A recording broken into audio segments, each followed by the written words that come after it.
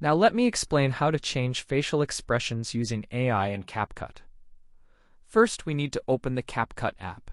Here, as you can see, we select this function. Now let's dive into the CapCut app. Here, as you can see, we will click on or select this specific function. After that, choose your desired photo.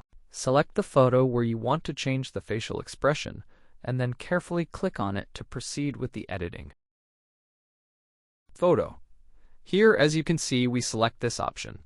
After that, we carefully click here. Now let's choose this specific setting. Finally, we proceed to the next step in the process. Now, let's click here. This is crucial, as you can choose where you want to change something in this image of the girl. For the girl, for example, right here, you can slightly reduce her lips or make them fuller if you prefer. You can add a smile just a little bit, like this, for example. Here, as you can see, there's also a function for that. Now here you can slightly make her lips fuller or even smaller, and you can also adjust other facial features as well.